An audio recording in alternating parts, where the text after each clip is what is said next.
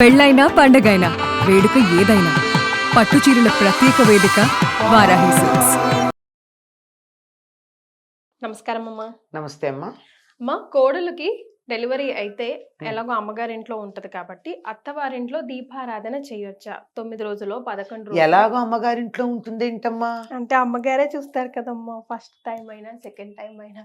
ఆ ప్రశ్న అలాగా అయితేనమ్మా, కోడలు ఈ ఇంటి కోడలేగా, ఈ ఇంటి కోడలు గనక ఈ ఇంటి పేరే ఉంటుంది గనక వీళ్ళకు కూడా జాతా శౌచం ఉంది కదా, అంటే పురుడు. మరి జాతా శౌచం ఉన్న వాళ్ళు దీపం పెడతారా? పెట్టరు. కానీ ఇంట్లో ఈ ఇంటి పేరు కాని వాళ్ళు ఉండొచ్చుగా, ఎవరైనా ఉంటారు. ఇప్పుడు కోడలు ఇంటి ఆడపడుచు ఉంటుంది. ఆడపడుచు ఉంటే ఆవిడ చక్కగా దీపం పెట్టచ్చు. అది కూడా ఇంట్లో పురిటి వాళ్ళు ఇంట్లోకి రాక, వంటింట్లోకి రాక దూరంగా ఉంటే. కొంతమంది ఇళ్లల్లో నియమాలు లేవు కదమ్మా ఈ రోజుల్లో. ఇల్లంతా కలిపేసుకుంటూ ఉంటారు, బీరువాలు ముట్టుకుంటారు, బట్టలు ముట్టుకుంటారు, వంటింటికి వెళ్తారు, ఊరగాయలు ముట్టుకుంటారు, అన్ని వాడేస్తారు. ఏదో వేడుకగా అయిపోతుంది. కోడలికి పురిటి నీళ్లు పోస్తారు. వీలైతే వీళ్ళు తల స్నానాలు చేస్తే చేస్తారు, లేకపోతే లేదు. తర్వాత ఇంట్లో కలుపుకుంటారు. అట్లాంటి ఇళ్లల్లో పూజలు చెయ్యాల్సిన అవసరం ఏముంది అని అడుగుతాను నేను. అంతే స్ట్రిక్ట్ గా పాటించాలమ్మా? పాటించాలమ్మా. ఎందుకని? తప్పనిసరిగా పాటించాలి. ఎందుకంటే ఒక జీవి ఈ భూమి మీదకు వస్తున్నా వెడుతున్నా జీన్స్ తాలూకు కనెక్షన్స్ ఒకటి ఉంటాయి కదమ్మా. ఉంటాయి. లేవు అని మొన్నటిదాకా మనం వాగాం, ఏం సంబంధం అని. ఈ మధ్యలో DNA పరీక్షలు చేసి సంవత్సరాల తర్వాత కూడా వాళ్ళకి సంబంధం ఉందని కానీ పరీక్షలు చేసి కనుక్కుంటున్నారు కదా. అలాంటప్పుడు వీటన్నింటికి కనెక్షన్ ఉంటుంది గనక వాటికంతా పవిత్రంగా ఉంచటానికి విడిగా ఉంచుతారు. అది జాతా శౌచం అంటే పుట్టినప్పుడు వచ్చేటటువంటి 10 రోజులు అశౌచం, పేరే అశౌచం, శుచిగా లేమని. మృతాశౌచం శరీరం వదిలినప్పుడు వచ్చేది మృతాశౌచం, అది రెండో మైల, ఇది మొదటిది. ఇది మొదటిది అంటే పుట్టినప్పుడు వచ్చేది మొదటిది, అది చనిపోయినప్పుడు వచ్చేది రెండోది. ఈ రెండింటికి కూడా ఆ DNAతో కనెక్షన్ ఉన్నటువంటి వాళ్ళందరికీ కూడా ఒక రకమైనటువంటి కనెక్ట్ ఉంటుంది గనక వాళ్ళు దేవతారాధనకి పనికిరారు. ఎవరికి వాళ్ళు నోట్లో జపం చేసుకోవచ్చు, పెదం బయటికి రాకుండా. అది కానీ ఇంట్లో విగ్రహాలు అవి ముట్టుకుని దీపాలు పెట్టడం, నైవేద్యాలు పెట్టడం, పూజలు చేయడం పనికిరాదు. ఇది మెచ్యూర్ అయినప్పుడు కూడా పిల్లలు సేమ్ మెచ్యూర్ అయినప్పుడు కాదు, అది ఇండివిజువల్కి. అమ్మాయి మెచ్యూర్ అయింది అనుకోండి, అమ్మాయి వరకే పరిమితం. ఫ్యామిలీ మొత్తం కాదు, ఫ్యామిలీ మొత్తం ఏం కాదు. అందులో పుట్టడం పోవడం లాంటివి ఏం లేవుగా. ఆ అమ్మాయి శరీరంలో వచ్చేటటువంటి ఒక మార్పు, అది అమ్మాయికి మాత్రమే పరిమితం. ఆ అమ్మాయిని తగలకుండా ఉండాలి. నిజానికి సరిగ్గా చెప్పాలంటే ఆ అమ్మాయిని తగలడం వల్ల మనకి వచ్చేదానికన్నా అమ్మాయికి వచ్చే హాని ఎక్కువ.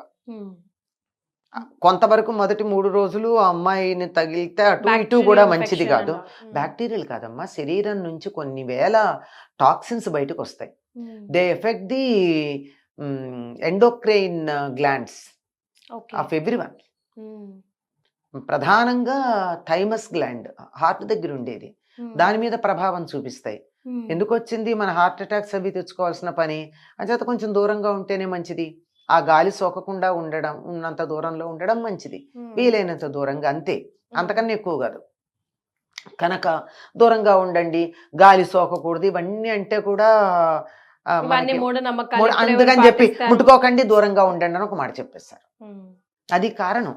ఈ సంగతి నేను చెప్పడం కాదు, నువ్వు చెప్పడం కాదు, మన శాస్త్రాలు చెప్తే కూడా మన నమ్మకం ఉండదు. కానీ విదేశాల్లో ఉన్నటువంటి, ముఖ్యంగా లండన్ బేస్డ్ యూనివర్సిటీలో ఒక 50 ఏళ్ల క్రితం చేసిన పరిశోధనల్లో చెప్పినటువంటి మాట, 50 years back చెప్పారు. అందువల్ల దూరంగా ఉండమన్నారు తప్ప మరొకటి కాదు. దుర్వాసన వస్తుంటే దూరంగా ఉండమమ్మా. ముక్కు పడుతుంది గనక, ముక్కు పట్టనటువంటి కొన్ని టాక్సిక్ వైబ్రేషన్స్ ఇటు వస్తూ ఉన్నప్పుడు మనం కనిపెట్టలేం గనక, కనిపెట్టిన వాళ్ళు కొంచెం దూరంగా ఉండండి అని చెప్పారు. అంతకన్నా ఇంకేం లేదు. కాదని వాదించే వాళ్ళు ఉన్నారు, వాళ్ళ ఇష్టం, వాళ్ళతో మనకెందుకు, ఎవరి నమ్మకాలు వాళ్ళవి. లేవు అన్నారు, నేను కంటితో చూడందే నమ్మను అంటే, నీకు బుద్ధి లేదు అంటే ఉంది అన్నారు. ఎట్లా చూపించమన్నాం? ఎట్లా చూపించండి బుద్ధిని, కంటితో చూపించలేం కదమ్మా. అట్లాంటి ప్రవర్తన ద్వారా నీ నీ ప్రవర్తన ద్వారా చాలాసేపు నువ్వు చేసిన ప్రవర్తనని మేము గమనించిన తర్వాత నీకు బుద్ధి ఉందో లేదో డిసైడ్ చేస్తాం. మరే కానీ ఇలా కంటితో చూపించలేం కదా. అట్లాగే కొన్ని గంటల్లో, కొన్ని రోజుల్లో, కొన్ని నెలల్లో బయటపడుతూ ఉంటాయి. అంతే, అంతే, అంతకన్నా ఇంకేం లేదు. కనుక అటువంటి పరిస్థితుల్లో మనం దూరంగా ఉండడం వల్ల మేలు కలుగుతుంది అని. ఇది కూడా అంతే. ఇలా దూరంగా ఉండి కలవకుండా ఉన్నటువంటి ఇంట్లో ఎవరన్నా దీపం పెట్టచ్చు, వీళ్ళు పెట్టకూడదు.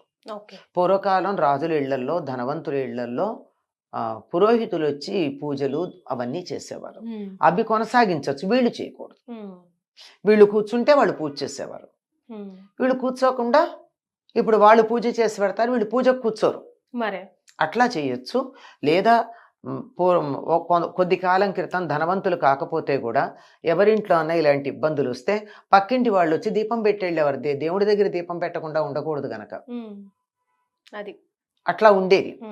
అలా లేని పరిస్థితుల్లో ఓ దండం పెట్టి, స్వామి మేమెప్పుడు ఎవరికి ఏం చేయలేదు, ఎవరు మాకు చెయ్యరు, అదే కదా మనం వాళ్ళకి చేస్తే మనకి చేస్తారు, చెయ్యరు కనుక ఈ 10 రోజులు అయ్యాక చేస్తాం, ఈ 10 రోజులు కొంచెం మీరు పస్తుండండి అంటే ఏం పెట్టట్లేదు కనుక తర్వాత దీనికి దానికి బదులు ఈ కాంపెన్సేట్ అని చెప్పి ఆయనకి నమస్కారం చేసుకుని స్నానం అయిన తర్వాత దేవుణ్ణి అభిషేకం చేసి, ఎందుకు చెయ్యాలి అంటే మనం అటు ఇటు తిరుగుతుంటే గాలి సోకిందిగా దగ్గరికి వెళ్ళకపోయినా అభిషేకం అది చేస్తుంటే పులికాపు చేసి అప్పుడు దీపం పెట్టుకోవాలి.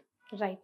అయితే ఒకవేళ కోడల అమ్మగారింట్లో ఉంటది కదా, ఆ అమ్మగారింట్లో ఉన్నా ఇంతే, అమ్మగారు వాళ్ళు నిత్య పూజ చేసుకోవచ్చు, వాళ్ళు చేసుకోవచ్చు, వాళ్ళకేం సంబంధం, ఇంటి పేరు చేంజ్ అయింది కాబట్టి. అది ఇంటి పేరు వేరు. ఆ ఇంట్లో పుట్టినా కూడా ఇంటి పేరుకి అంత పవర్ ఉందమ్మా. ఆ ఇంట్లో పుట్టిన కూతురు ఇంటి పేరు దేనిక డిఎన్ఏకి సంబంధించింది కదా. ఓకే, డిఎన్ఏకి సంబంధించింది, అందువల్ల వాళ్ళు చేసుకోవచ్చు. అదే కూతురు కొడుకు పుడితే మాత్రం 3 రోజులు వాళ్ళకు కూడా ఉంటుంది. పెద్ద కూతురుకు కొడుకు పుడితే. అవునా? పెద్ద కొడుకు పుట్టినప్పుడు అతను దౌహిత్రుడు అంటారు, 3 రోజులు ఉంటుంది. ఓకే, వాళ్ళు కూడా 3 రోజులు అమ్మగారు వాళ్ళు కూడా దీపారాధన చేయకూడదు. ఎందుకు చేయకూడదో పూజ క్లారిటీ వచ్చిందా? ఇక నుంచి ఇది పాటిద్దాం. నమస్తే అమ్మా.